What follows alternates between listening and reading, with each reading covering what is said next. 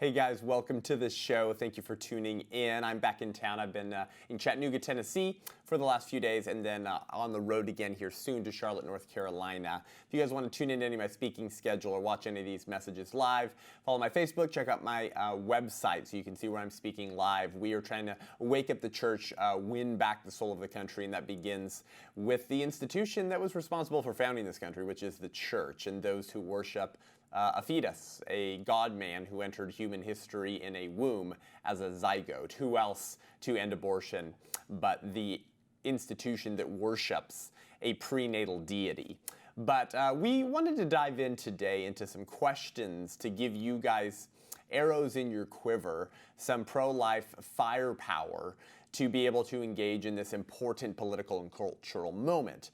Because the divide in our country has only gotten more stark, hasn't it? It's only gotten worse. It's only heating up. And those who hold to Judeo-Christian beliefs, frankly, just rational, common sense, true scientific beliefs, not the science of the religion of secular progressivism, which is just a veneer for their bigotry, but true science, are increasingly being labeled bigots, homophobes, women haters, whatever new word they come up with. And it's time to get onto the offense. And I know you often feel like you're on the defensive for holding pro-life beliefs, don't you? Especially if your family or workplace is filled with woke leftists. So it's time to join the offense. We need to get on the offense more so than any other time because the type of legislation being discussed and proposed from our institutions, from our Senate, is the most radical we've ever seen. I talked to you about the Equality Act, right? Which would functionally destroy any type of political difference between a man and a woman. And we've gone through the consequences of that for society and actually for the preborn, right? And for the pro-life movement as well. Well, if we don't get onto the offense now, we may not be able to. But that starts in local communities. That starts with you in conversations with your friends, family members, and coworkers. Because the left cares so little about their reputation amongst common sense Americans. The only reputation they care about preserving is their reputation amongst other woke leftists and the reputation that cancel culture holds of them. They don't care what you think about them, and it's time that we stop caring what they think about us. And we often care too much that we keep our mouths shut. Well, I'm going to give you everything you need today to open your mouth to do so all the time. Listen, the pro-choice position is based on fantasies. And because it's based on fantasies and an alternate reality, individuals like yourself can ask well-formulated questions that cut through pro-choice ideology, fantasy, and bigotry and expose the moral bankruptcy of their position. We can ask good, pointed questions in the Socratic Method to bring reality back to the surface. And hopefully your friend, family member, or coworker will embrace reality once again as their long-lost friend. We're going to examine 10 questions plus 2 bonus ones that you can ask pro-choice advocates in this episode. Grab your notepad, buckle up. I'm Seth Gruber, and this is UnAborted.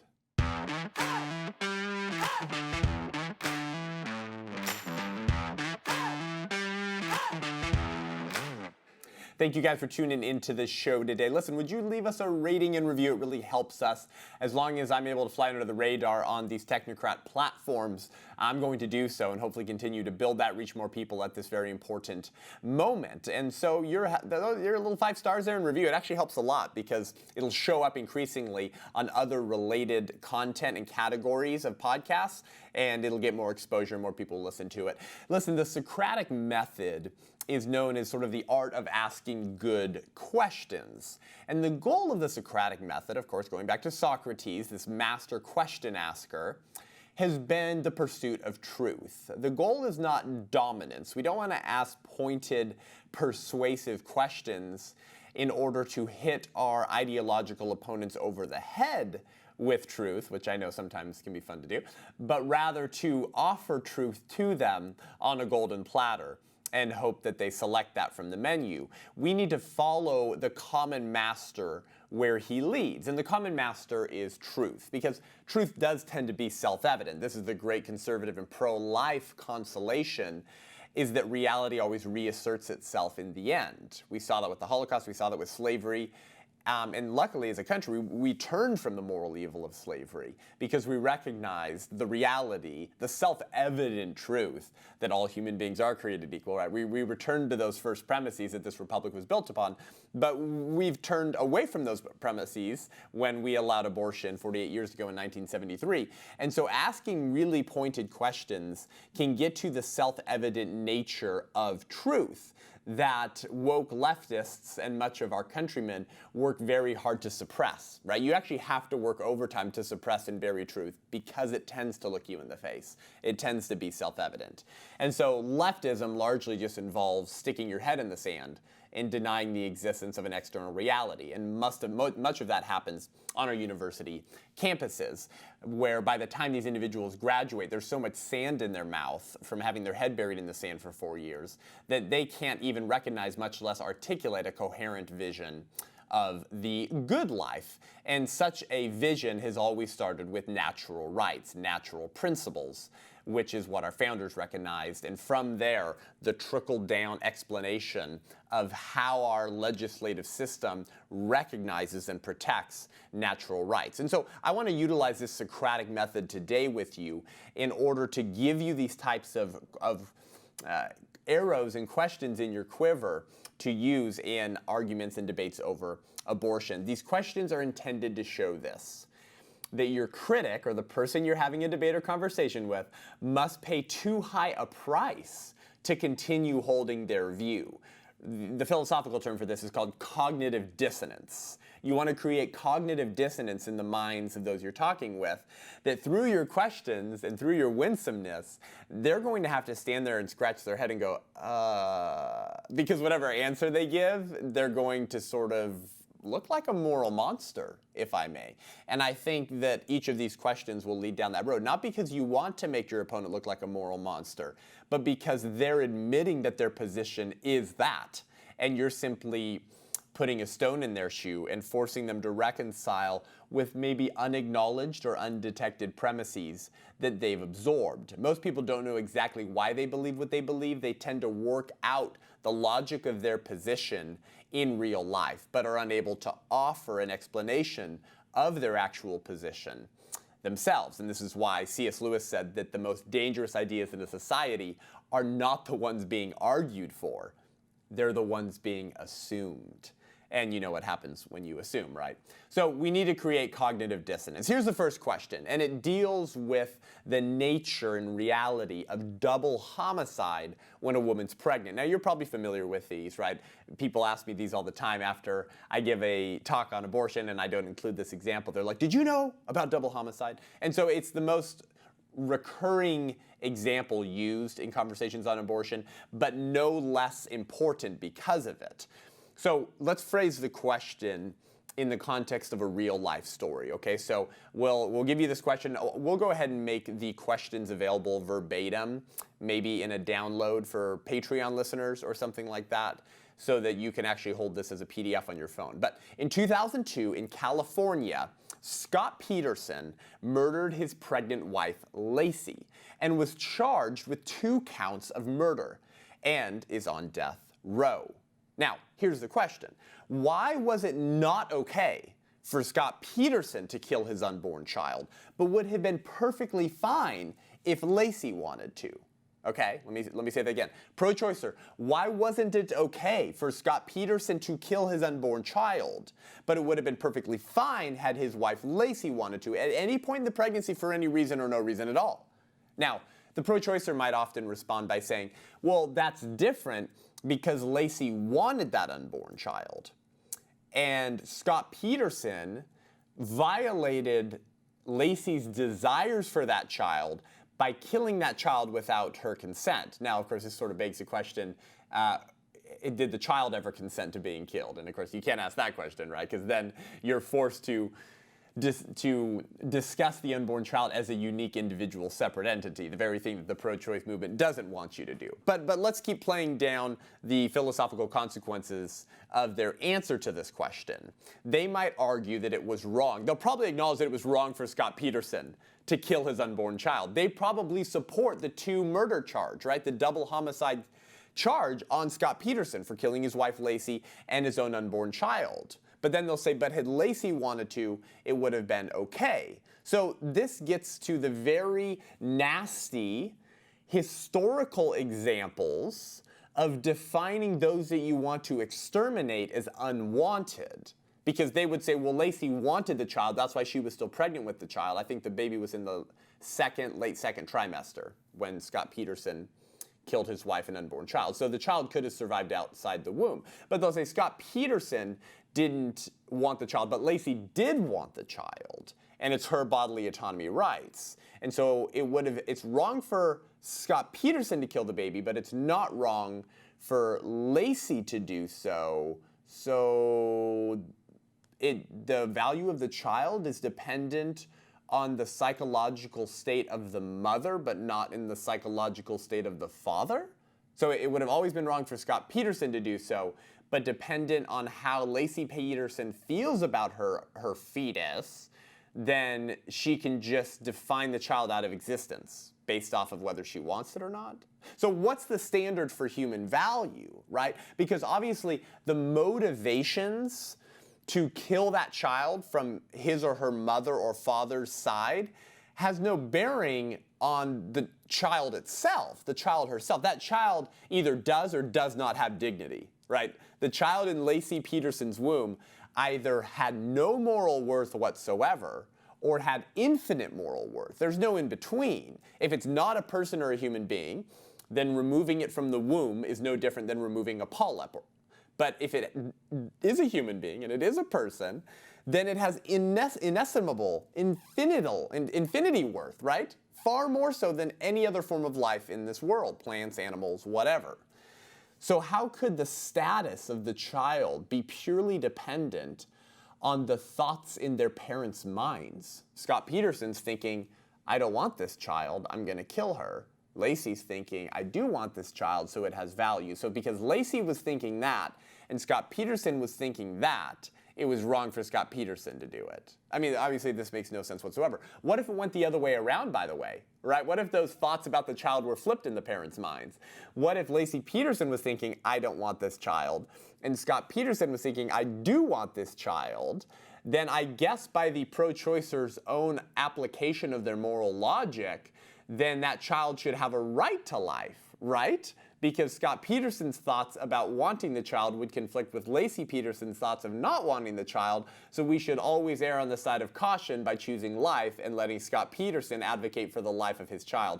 Oh wait, no court has ever allowed a man legal rights to protect his unborn child that he created consensually with another woman because they've been deemed to have no parental rights as long as that child is located 6 inches away in his or her mother's womb. Okay, so obviously our value as human beings cannot be decided on whether others want us or not. And the pro-choicer would never apply this postnatally, outside the womb, but they will apply it in the womb. So they've simply revealed their pro-choice bigotry. But this type of question, right, it forces them to reconcile with the irreconcilable nature of their position, because it is self-evident that our value is either entirely objective, meaning no one can take it away from us, or entirely subjective. It can't be both at the same time. That child can't have rights if Lacey wants it, and then not if Lacey doesn't want it. Here's the second question for the pro-choicer, and this has to deal with the issue of gender side, right? So, I mean, killing individuals because of their gender. This is, I mean, about as sexist as you could get, right? So here's the context, and here's the question.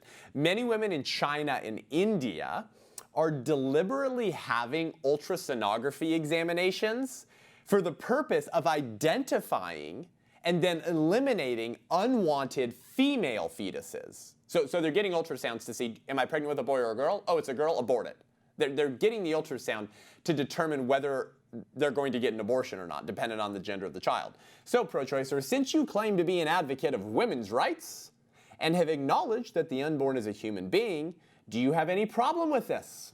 Do you have any problem with aborting unborn fetuses after their mothers learn that they're females? But if they learn that they're males, they will keep that child. Ah, the patriarchy wins again, because most pro-choice individuals will never speak out against gender side. But if they do, then they're saying the unborn child has some level of value, right? Because it's not wrong to abort unborn children because they're females. It's wrong to abort unborn children because they're human beings. The gender is irrelevant to their intrinsic dignity and value. So essentially, you're asking your pro-choice friend, are you a consistent feminist or are you a fake feminist, right? Because what's feminism? I mean, at the very most basic definition, it would be the belief that women are equally valuable to men and deserve the same natural rights respected and protected. Now, I'm not talking about second or third wave feminism right now. Then you end up actually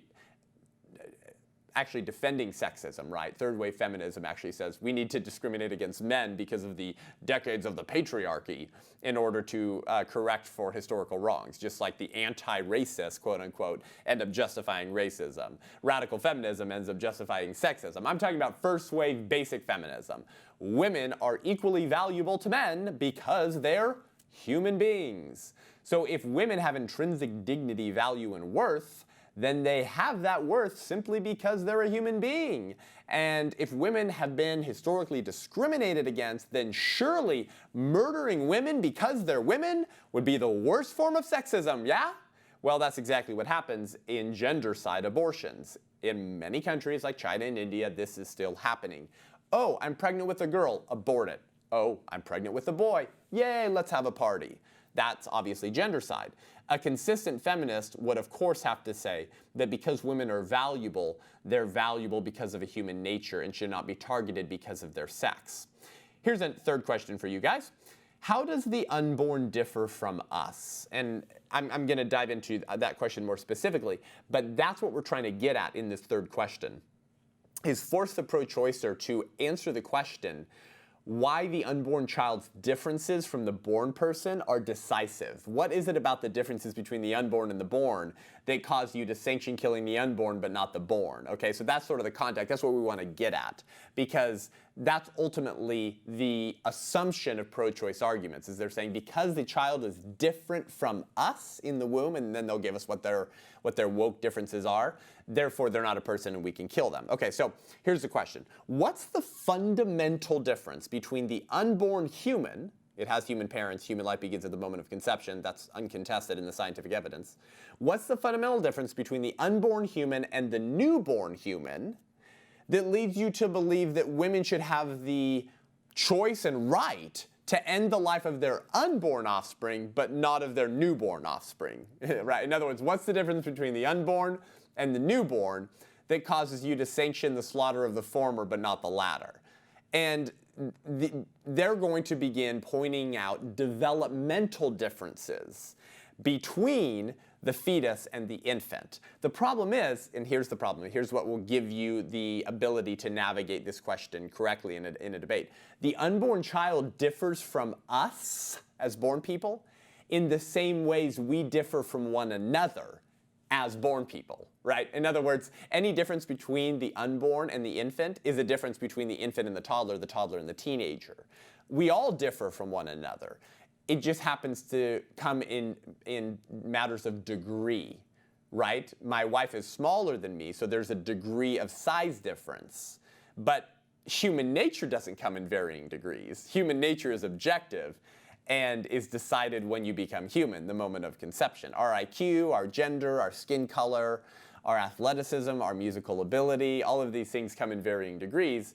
A human nature does not. And so the problem with what difference they give you between the unborn and the infant to justify killing the unborn is that whatever difference they select is also a difference between the infant and the toddler.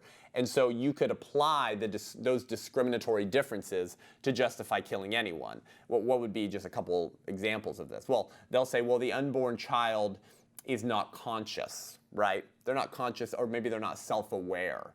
They're not aware of themselves as a unique individual. But we know from the scientific evidence that infants are not self-aware until months after birth. So can we kill infants, right? I'm applying that same difference to the infant, and then the pro-choicer goes, ew, don't apply my same exact ideas outside of the womb. That doesn't make me feel good. Well, then maybe you should abandon your pro-abortion bigotry rather than complaining about my philosophical strategy of reductio ad absurdum. Reductio ad absurdum. Reduce your opponent's argument to absurdity, absurdum. take those ideas, apply them in another moral context. If you don't like the application of your ideas in another moral context, you should abandon your ideas. Okay, that's question 3. Question 4 has to deal with Down syndrome and abortion. And I've covered this on the show before. You're aware of this. It gets very disturbing, very disgusting, very much a favor to the eugenicists and the eugenics movement. A 2007 New York Times article, so not that long ago, reported that the majority of unborn children, up to 90%, according to some studies, the majority of unborn children diagnosed with Down syndrome through genetic testing are aborted. This is called the amniocentesis test. By the way, sometimes it's wrong. I meet students all the time that I speak to who say, my mother was told that I had Down syndrome in the womb after getting the amniocentesis test. She rejected abortion and I don't have Down syndrome. Now obviously it still would have been wrong to abort those babies even if they did have Down syndrome. That's eugenics. But oftentimes it's wrong, just so you know that. But again, up to 90%, according to some studies, of children diagnosed with Down syndrome in the womb are aborted. So here's the question. Hey, pro-choicer, do you have any problem with this, given its similarity with the eugenics movement? The slow and deliberate elimination of those our society deems unfit to live. Ah, yes, the language of Nazis, unfit to live. Do you know what else they called them? Undesirables. You know what else they called them? Useless eaters. Untermensch, subhuman. And the Nazis firstly went after the physically and mentally deficient, right? And then the trade unionists, and then the Jews, and then the famous Martin Niemöller quote is, then they came for me, and there was no one left to speak up for me. So this has always been the pursuit of the eugenics movement, is the perfection of the human race. And their religion is Darwinism, or secular humanism, the belief that there are no objective rights that flow from a rights giver or a law giver. And therefore, human beings are no more intrinsically valuable than animals. And so it's just kind of survival of the fittest, to use Charles Darwin's language, right? And in fact, we do a favor to society by getting rid of those who are not as fit in order to just have fit Germans, as Nazis believed, or fit Americans, as Margaret Sanger believed. And if you do that in the womb, however, the pro-abortion movement screams, reproductive justice. Well, there's nothing just about that, because human value is not instrumental, it's intrinsic. What do those terms mean? Instrumental means the instrumental good that you are to others. If you're simply an instrument, right, then you can be used. And if you're no longer useful, you can be discarded. So is human value instrumental or is it intrinsic? Intrinsic means part of who you are. When I say a human being has intrinsic dignity, value, and worth, what I mean is this. It's in virtue of being a human being to have dignity. It's just in virtue of being human, meaning you actually can't separate the dignity and value of a human being from themselves. They have it in virtue of being human. Now, some people in America say, well, pro-choicers say, well, that's not self-evident. That's just your view of the human being. No, it was actually our founders' view of the human being. And that belief system is what guaranteed the very freedoms you now take for granted. This idea that human beings have intrinsic dignity, value, and worth, or natural rights that flow from a human nature, rights that other forms of life are not entitled to because they're not human.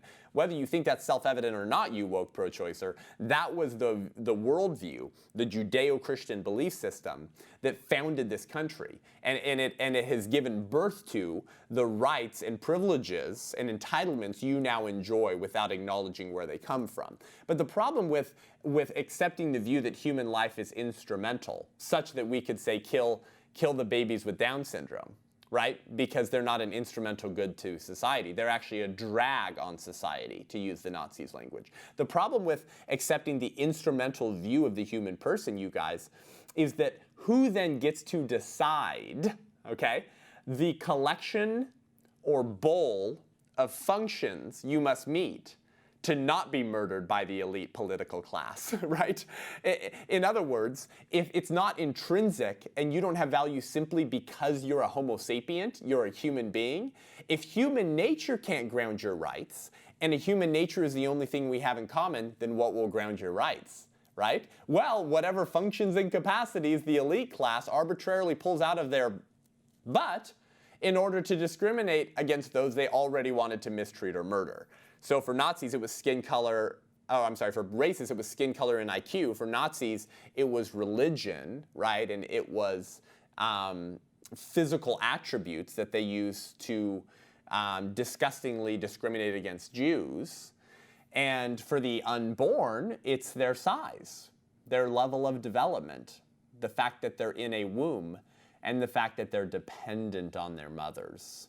Well, if you can kill the unborn child for being smaller, less developed, and more dependent, why not kill born people who are smaller, less developed, and more dependent? And then what happens when the elite class creates new categories that the woke leftists never thought would be used against them to then discriminate against them? This is why we say the left, in the end, always eats their own, because they continue to expand the number of intersectional boxes you must meet in order to be in the in crowd. And if you're in the out crowd, then you will be cast into the utter darkness where there's weeping and gnashing of teeth. The criteria list for personhood is always changing. That's the problem with not grounding it in the only thing we have in common, a human nature. But listen, if they say, I have no problem with eugenic abortions, they look like a moral monster. And if they say, I do have a problem with it, then they're forced to answer the question, the eugenic abortions, they're forced to answer the question, does human value then only come if you have Down syndrome? Like, what? That would be strange, right? If we say, do you have any problem with eugenic abortions and killing babies diagnosed with Down syndrome once they have Down syndrome? Do you have any problem with that given its similarity to the eugenics movement? And they say, yeah, I definitely have a problem with that.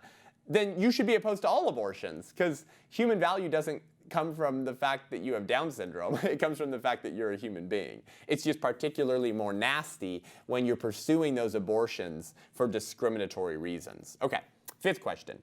What about pain-capable unborn babies? In other words, what about babies for whom abortion is a horrifically painful procedure? So, Dr. William R. White, a director of neurosurgery and brain research at Case Western University, testified before the Constitution Subcommittee on June 15, 1995.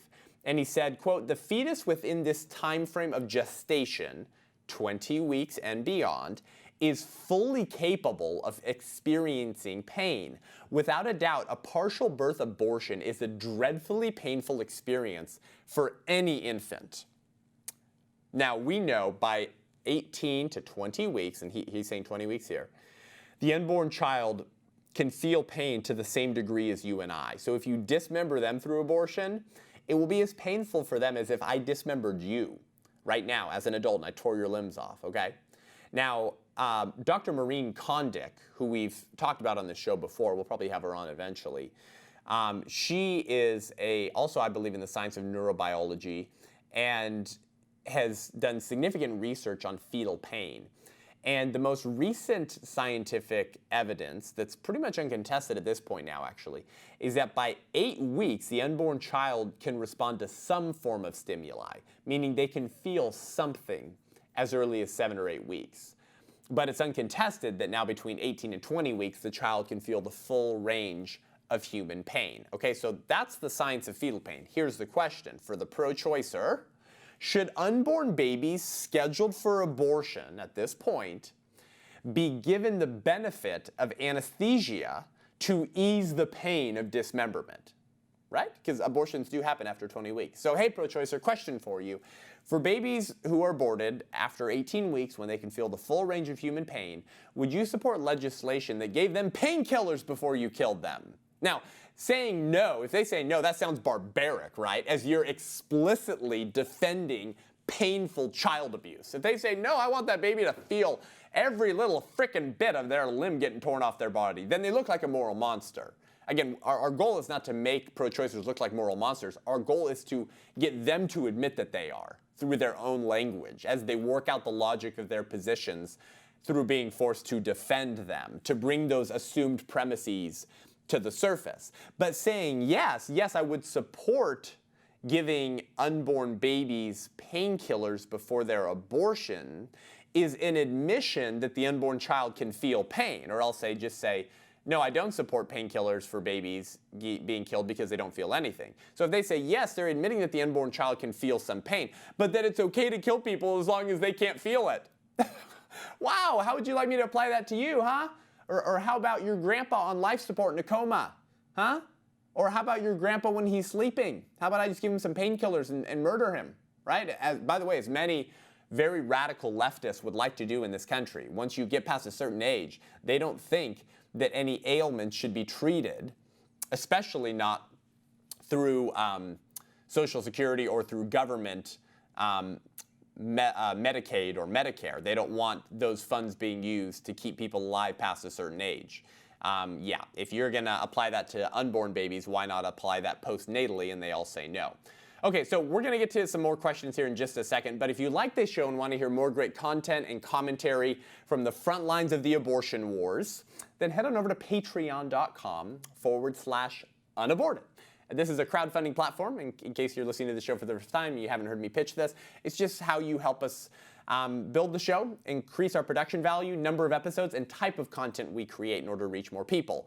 You know, there's the ongoing private video chat small group. There is the ability to select a question within topic you want me to respond to, a private Facebook group, a lot of other fun perks that you'll get for supporting the show, as well as a book club that we'll be doing soon that we'll add in one of the tiers or add in additional tiers. So that really helps us. It's an important time to get this information out. As long as I can exist on these platforms, your support helps us reach more people, and we reward you with a little perk in return as a thank you for supporting Unaborted with Seth Gruber. We'll be right back with a whole lot more.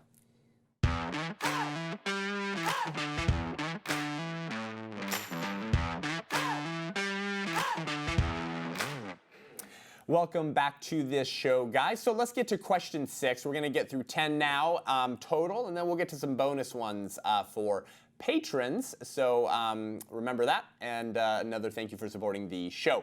So this 6th question has to do with destructive embryonic cell research. Embryonic stem cell research always includes the mistreatment and murder of the preborn. Unlike adult stem cells, you cannot get the unborn child's stem cells while keeping them alive. They must be killed and aborted in order to get their stem cells. So here's the context, and then here's the question for the pro-choicer. ABC News once ran this story. I believe it was back in like 1995. I actually have the picture of the article if anyone questions this story. ABC News once ran a story about a woman whose father was suffering from Parkinson's disease. Okay? She heard that brain cells from aborted babies could be used to treat the disease, to treat Parkinson's, right? So this was her hope. So she sought to conceive a child for the express purpose of aborting it 4 months later in order to harvest its body parts to be used to treat her ailing father. I mean, this is gnarly stuff. Imagine having sex and being like, oh, please, I really hope I get pregnant so that I can develop the child to the point where its organs can then be harvested for my ailing father. This is what she did. Okay, pro-choicer, simple question. Do you see anything wrong with this? Anything at all? Like, were you repulsed by that at all? Is there any portion of what she did that could be called objectively wrong, even by the pro-choice movement? If they say yes, that's wrong, it's wrong to expressly create children in order to murder them and harvest their body parts so we can extend our own lives. If she says, yes, that is wrong, well, that answer only makes sense if the unborn child has some level of moral worth. Some moral worth, I'm sorry, not a level of moral worth. You either have moral worth or you don't. You're either a person or you're not. You're either a human being or you're not. And if you're not part of the species human beings, you don't have objective value, as much as PETA would like to tell you otherwise, right? This is why even PETA advocates don't stand outside of In-N-Out when you're driving through the drive-through with your triple cheeseburger and calling you a murderer, right? We understand human beings, there is something about being human that makes us significantly more valuable than any other form of life. And so if they say, yes, it is objectively wrong, or something's wrong with that, to create human beings in order to murder them and harvest their organs to help our ailing parents, then they're admitting the child has moral worth. Because if the child doesn't have moral worth, it doesn't matter why you kill them. It doesn't matter. It's no different than removing a polyp. But if they say no, I have no problem with that at all. Then this is an admission that it's permissible to kill others if doing so can help ourselves or benefit you or someone else. Oh, wait, do you mean the arguments that the Nazis made at the Nuremberg trials? Yes, of course, right? We were experimenting on them either while they were still alive or after we murdered them. But don't worry, we were doing it in order to help perfect the Aryan race. We were getting very helpful scientific information out of that to help extend our own lives. And some of those people's lives that we were helping extend and care for were German citizens who were ailing. See, we don't want to murder all ailing people, just Jews who we'll treat like trash in order to help the German race. Well, born people say that when they say we can kill unborn people in order to extend born people's lives who have born privilege because their mother didn't abort them in the womb. What could be more entitled than that? So there is no basis on which to oppose the actions of this woman if you support legal abortion, because in so doing, you're working out the logic of your position that unborn children have no intrinsic dignity or rights that we're required to protect. And if that's true, then the reasons you abort them and the reasons you kill them don't matter. It doesn't matter if you're doing it in order to grab their brain cells to help your ailing father, or whether you're doing it to fit into your prom dress, or whether you're doing it to finish school or your career, or whether you're doing it because you think, maybe it would be fun to try an abortion, I'll try that. It doesn't matter why you kill your child through an abortion if the child is not a human being, not a person, and has no intrinsic dignity and rights. But the fact that most pro-choicers would respond to that story and that question with repulsion, with repugnance, ew, guys, that's sick, means that you have succeeded in bringing reality a little bit closer to the surface. Because as soon as you acknowledge that that's wrong and repulsive, you're acknowledging that the unborn child has some level of dignity and worth. And now you've inverted their leftist utopia upside-down kingdom back on the right side and shown them reality as the long-lost friend that they kicked out of their lives when they enrolled at UC Berkeley for the lesbian dance theory major. Okay, so that's why we have to frame the questions in this way. The goal is not dominance, the goal is the pursuit of truth and bringing truth onto the golden platter of natural law for them to feast at. Okay, question 7 has to do with the ironic nature of saving prematurely born babies, right? You know this, that if a mother's baby is born prematurely, the hospital will work heroically to save that baby, but a baby at that same level of development can be murdered through abortion, and the culture will cheer her as a great defender of women's rights. Okay, so here is the story from CBS News reported in May of 2019. Oh, look at that, exactly 2 years ago, okay? Baby Sabi was the name of the baby, Baby Sabi, and I think I actually covered this on the show at the time. Baby Sabi was born in December 2018 at 23 weeks. 23 weeks. Now, I believe the earliest baby to have been born and survived is 21 weeks and 0 days, which is just freaking crazy, right? That's wild. I mean, that means we've essentially cut the gestational development in half. Full gestation's 40 weeks. If we're now almost saving babies at 20 weeks, that's wild. And that's beautiful. It's totally amazing. But at the time, this baby was born at 23 weeks, weighing just 8.6 ounces, which is the weight of an apple, and was released home. Okay, the baby went home in May of 2019, okay? So the San Diego hospital where this happened worked heroically to save baby Sabi's life. And baby Sabi would have been there for December, January, February, March, April, May for like 6 months. I mean, that's a long stay in the neonatal unit. They worked heroically to save baby Sabi's, say that 5 times fast, life, and succeeded. So here's the question. Why should it be wrong to kill baby Sabi at 23 weeks, but okay to kill a baby in utero at 28 weeks? And in many states, abortion is legal up until that point. And in states where it's not, as I've talked to you about before in the show, a woman only need to apply the Supreme Court's broad definition of the word health in order to get a late-term abortion. Doe versus Bolton, the companion case to Roe versus Wade, said that abortion would be allowed in the 2nd or 3rd trimester if failure to get that late-term abortion endangered the mother's life or health. Well, they defined health to include familial health, family health, psychological health, emotional health, physical health, So you could essentially say, I got in a fight with my husband, I'm really stressed out, I need a third trimester abortion. And in some areas of the country, you've actually had hospitals where in one wing of the hospital, they were working heroically in a neonatal unit to keep a child alive who was born at 22, 23, 24 weeks. And in the other wing of that same hospital, were performing an abortion on a child at 22, 23, 24, 25, 26 weeks old. If that doesn't cause cognitive dissonance in your mind, it might be because you majored in demonology. It might be because you actually have a demon living in you. And this is why, of course, on this show we talk about Christianity, the Christian worldview.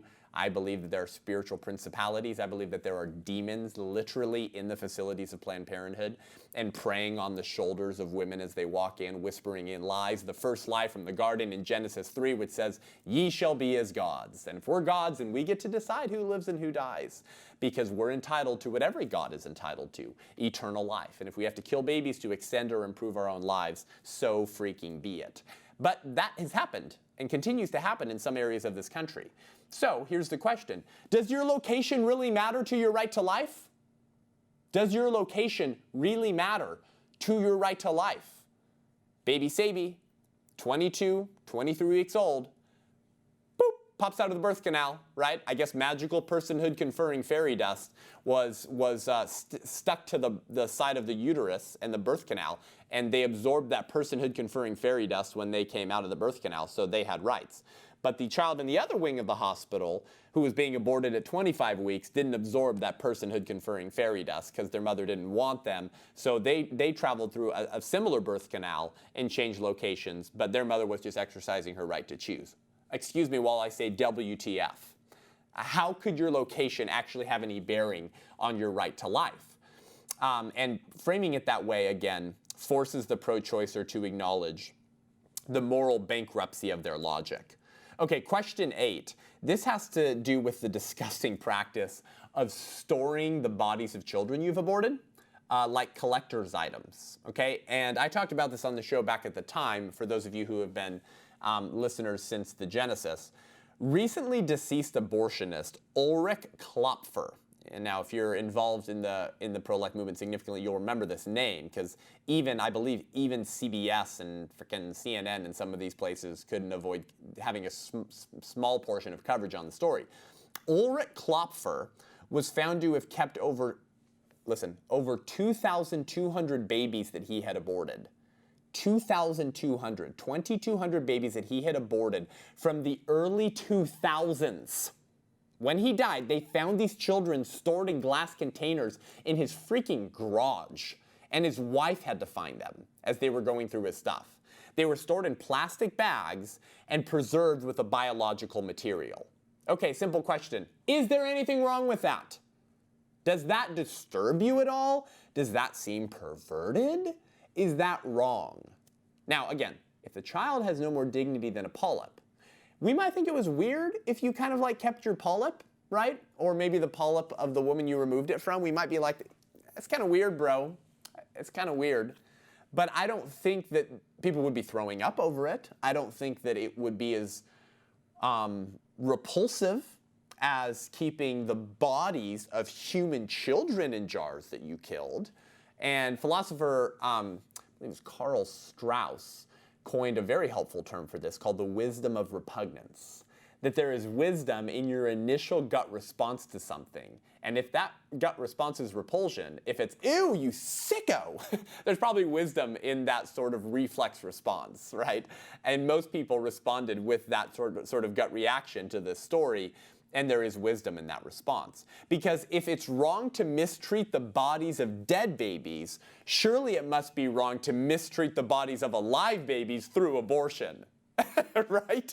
If you're repulsed by the incorrect, immoral, unjustified mistreatment of babies already dead, but you don't think it's wrong to mistreat the bodies of those same children before they're murdered, I've got nothing for you. You're a degenerate. You need help. And you should never be a babysitter, you sicko. But most people, even pro-choicers, were like, that's kind of sick. Ulrich Klopfer is a sick freak. But had no problem with the fact that he had killed 2,200 of these children and others that he didn't keep. By the time when the story broke, there were mothers all around the country who kind of came forward and were like, oh, good Lord, I Ulrich Klopfer performed an abortion on me in the early 2000s.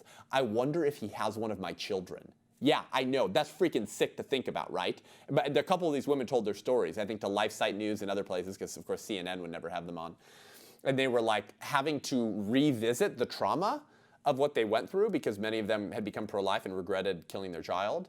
And now they're wondering if one of their children is in a glass container in Ulrich Klopfer's freaking garage. I have one thing to say. There are consequences to the culture of death. And those would be one of the consequences. And sometimes reality reasserts itself and slaps you in the face. And you have to go, WTF, what am I supporting? And if you support mistreating the bodies of dead aborted children, you have no problem with that. You need to check your soul. If you do have a problem with it, it means eternity is written on the heart of man. And if it's wrong to mistreat the bodies of dead babies, it's because it's more wrong to mistreat the bodies of alive babies. If the bodies of aborted babies should be respected, why not the bodies of alive babies? Mainly by preventing them from being aborted in the first place. My gosh. Okay. Question 9 has to do with late-term abortions. Is there anything wrong with 9-month abortions while mother's dilating and decides to get an abortion instead? And most people won't answer this question. If you ask them, do you support late-term abortions? Because they don't want to have to really, frankly, picture the reality of 9-month abortions. Entertaining that is like really disgusting because many of these women have actually given birth to children, and many of the fathers who support abortion have been there to watch their child come out of the vagina. And so then they're like, oh yeah, I know what a 9-month baby looks like because namely I held it right after it was born. And now you're asking me if I support killing that child right before it came out? Well, obviously it looked the same. Please don't ask me that question. But I know if I say that that's wrong, you'll tell me, well then what's wrong with killing it at 8 months and 15 days, and 8 months and 10 days, and 8 months and blah, blah, blah, right? Because the pro-choicer doesn't want to allow the pro-lifer to plant moral premises in their mind. Because if they plant moral premises in their mind, they might grow good ideas. Namely, you'll have to abandon your pro-abortion bigotry. Okay, so in January of 2019, as you guys remember, New York legalized abortion through the day of freaking birth. And Doe versus Bolton makes it clear, as I said, that a woman can get an abortion during any point in the pregnancy if it's an issue of physical, emotional, psychological, familial health. All these factors relate to health. So you can use the term health, define it so broadly you can drive a Mack truck through it, and use it to justify 9-month abortion. So here's the question. Pro-choicer, do you believe a woman should have the moral and legal right to get an abortion at 9 months the day before her due date? No, how about this? My wife was 10 days past her due date with our first child. Should a woman be able to get an abortion 10 days past her due date if she's still pregnant and hasn't gone into labor? How about she has gone into labor and she's dilating, but the child hasn't been born yet? Can she change her mind and request an abortion? And if she did, would you support it? Would you support it as reproductive justice and reproductive health care? If they say yes, they look like a moral monster. According to Gallup polling from 2019, 13% of the American public supports abortion in the 3rd trimester. Not very many, right? I mean, it should be none at all, but only 13% of the American public supports abortions in that late trimester. And many of those individuals will then oppose abortion right as the child's dilating or right after it's born, because that's then infanticide. So if they say yes, they look like a moral monster, and most pro-choice individuals actually don't support that. If the answer is no, I don't believe a woman should have the moral and legal right to get an abortion in the 9th month, then the immediate question is why not? Why not? Oh my gosh, you sicko. I thought you were an advocate of women's rights and reproductive health care and allowing mothers to make their own family decisions about if and when to have children, even if they have to kill children they already created, because as long as they're in the womb, they're not persons. That's what you told me. That's what the Supreme Court told me. That as long as the child's in the womb, they're not a person, to use the Supreme Court's language. The same bigotry that they committed during slavery, that not all humans are persons, and that they repeated in 1973. So if you don't believe a woman should be able to get a 9-month abortion, then why not? Does the 9-month unborn baby have moral worth? Right? Okay, so what about the 8-month, 29-day-old baby? What if it happens to be one of those months where there's 30 days in the month, or 31 days, 8-month, 31-day-old child? That one probably doesn't have moral worth, huh? It's probably like right after midnight, like at like 12 a.m. or 12:01 a.m. in the 9th month in the very beginning. Oh my gosh, the child has moral worth now. I don't like 9-month abortions. I mean, obviously, it doesn't make any sense, right? It's completely untenable because nothing magical happens at a certain developmental stage of the human being. You either have a human nature or you don't. And the only way to have a human nature is to be a human. And when do we become human? The moment of conception.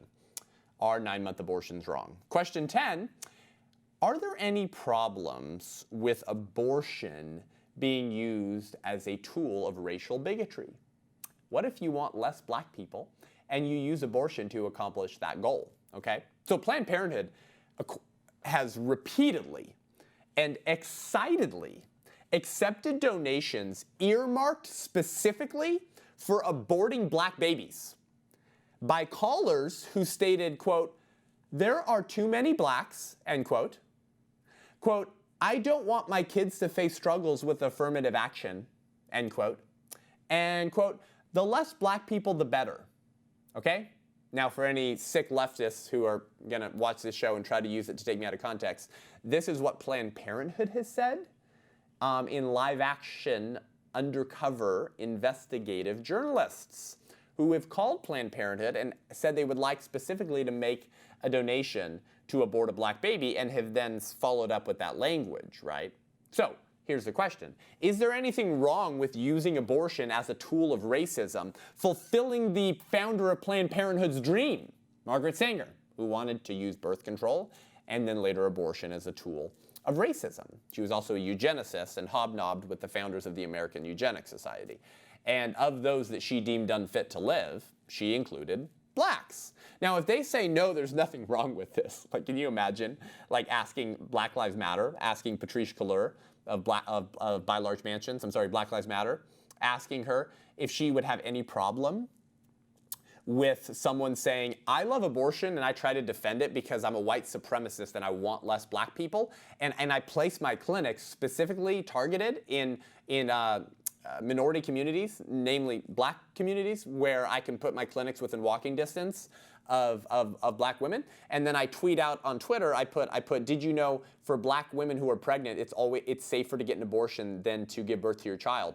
And that's not because I say so, that's because there's a tweet from Planned Parenthood that literally says, did you know if you're a black woman in America, it's statistically safer to get an abortion than to give birth? Now, that stat is complete bunk and BS, and it can't be defended, and I've gone through the problems with it before, but imagine telling that to black women. Every time you get pregnant, black women, you should actually always get an abortion because the stats say that abortion's always safer than childbirth. And if you care about yourself and your family, you should care about your own health. You don't want to die from childbirth, so always get an abortion. And so then I just put out those tweets, and then I place my clinics in black neighborhoods because I want to get as many black people in there as possible to abort their children, control the black birth rate and population like the founder of Planned Parenthood wanted to do, because I don't want to face problems with affirmative action.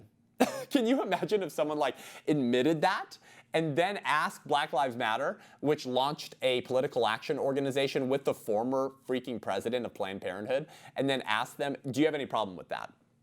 Now, if they say no, then they are a racist by definition, or they are encouraging and greenlighting as systemic racism, I guess. What's more systematically oppressive than Planned Parenthood today, which kills over 300,000 babies every single year? If they say, yes, I have a problem with that, which they kind of have to be forced to, especially in today's political environment, right? Like if you don't say, yes, I have a problem with abortions being used as a tool of racial bigotry, you probably will be canceled by the left, even though the left loves abortion. So if their answer is yes, then that answer only makes sense if the unborn is a person with moral worth, just like the child with Down syndrome, just like gender-side abortions. Opposing those things only makes sense if the child has moral worth. Because if it's not a person, which is what Planned Parenthood and the culture of death tells you, then it doesn't matter why you kill them. Because they never had rights anyways. So who cares if you're a racist who wants to use abortion to control the black population? Because remember, whatever's in the womb is not a person.